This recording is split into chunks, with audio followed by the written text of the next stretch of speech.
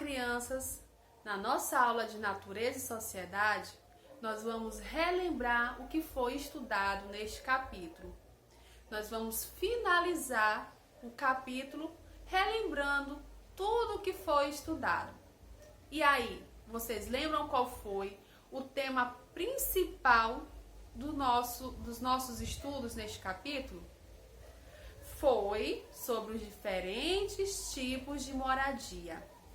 Nós começamos lá na abertura do livro falando sobre várias moradias. A moradia das princesas, dos reis e rainhas, que são os castelos, casas, prédios, casas modernas. Essas são alguns tipos de moradias que nós conhecemos, vemos em contos de fadas, vemos por aí. Mas também existem outros tipos de moradias que tem na realidade e que depende de cada região. Como eu sempre falo, né? Dependendo do lugar onde essa casa é construída, ela tem o seu nome e tem o material que é utilizado. Então, vamos abrir o livro na página 36 e 37 para acompanhar, para a gente conversando e relembrando o que foi estudado? Bora lá! Para relembrar, existem diferentes tipos de moradias. Elas são feitas com diversos materiais e ficam em lugares diferentes. Aqui no livro de vocês têm a imagem. Vocês viram que tem as ocas, né? Que é a moradia dos indígenas. E para construir as ocas, eles usam galhos, eles usam palhas, eles usam cipós, usam madeira também. Então a oca é a moradia dos indígenas e eles usam este tipo de material. Você viu também que tem as palafitas. As palafitas, elas são geralmente construídas em lugares alagados, em beiras de rio, em lugares em que vai encher, né? Que vai ter bastante água. Então são casas suspensas, feitas em cima de madeira, e ela é construída com qual material? Com madeira, tá certo? Então nós vimos as ocas e as palafitas. Tem também as casas de pau a pique, que são casas construídas com bambu, palha, barro. Você já viu alguma palafita? Você já viu alguma oca? E uma casa de pau a pique, você já pode conhecer algum desses tipos de moradia? Elas são um pouco diferentes das que a gente olha por aqui, mas também existe algumas na nossa região. Então, oca, palafita e pau a pique. Também tem as casas de tijolos, que são as mais comuns em nossa região. São casas construídas com tijolos, telhas e cimentos. Elas são mais seguras, né? Elas trazem mais segurança às casas construídas com tijolos, quando é bem feita. Então, no nosso capítulo, nós estudamos sobre esses diferentes tipos de moradia. Mas todas essas moradias são o lar de alguém. E além da gente necessitar de uma casa para nos proteger, nos sentir seguro, elas são o lar de alguém. E será que a gente precisa somente ter uma casa? E dentro dessa casa, como deve ser a convivência com as pessoas? Você lembra? Além de ter toda a estrutura, de ter todos os móveis em uma casa, precisa de respeito, de cuidado, de amor entre as pessoas que moram nela. Não é verdade?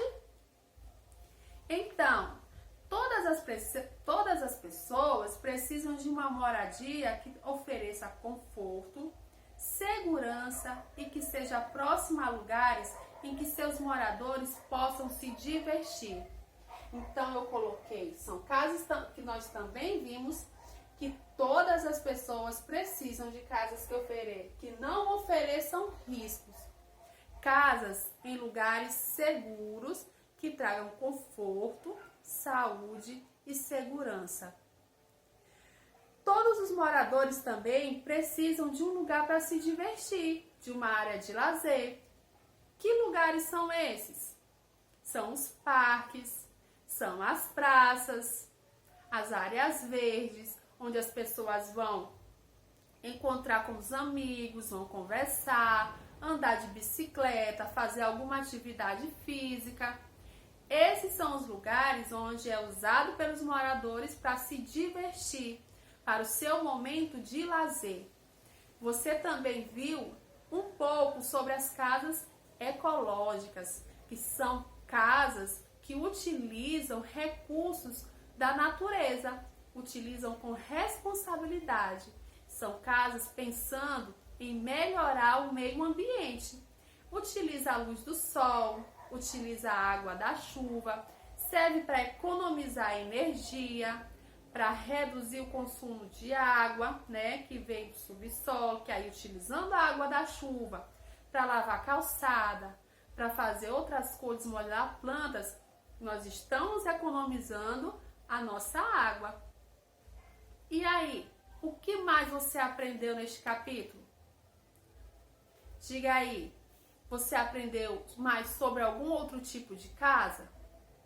Você viu o que é necessário para se ter em casa? Você viu também, né? Agora eu lembrei. Você viu também a tirinha do Cebolinha. Então vamos falar um pouco sobre essa tirinha do Cebolinha.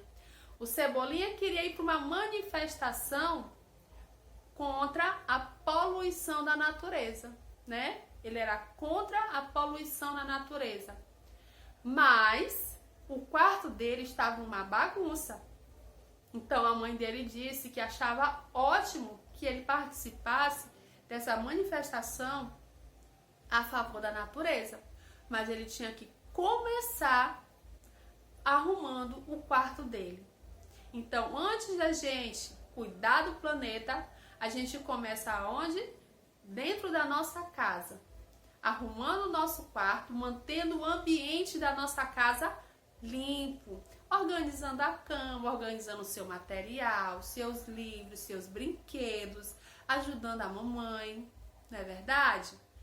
E depois nós vamos praticar as pequenas ações nas ruas, na escola, nos lugares em que nós frequentamos.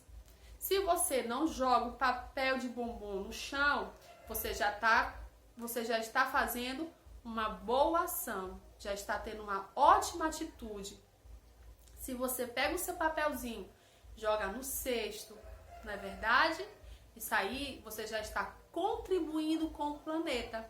Se você não maltrata os animais, se você não maltrata as plantas, tudo isso são ações que parecem pequenininhas, né? Que não vai fazer a diferença, mas faz. Então, faça a sua parte. Comece em casa e depois nos lugares que você frequenta para que a gente possa ter um planeta melhor. E tenha sempre cuidado com a sua casa e as pessoas que moram nela.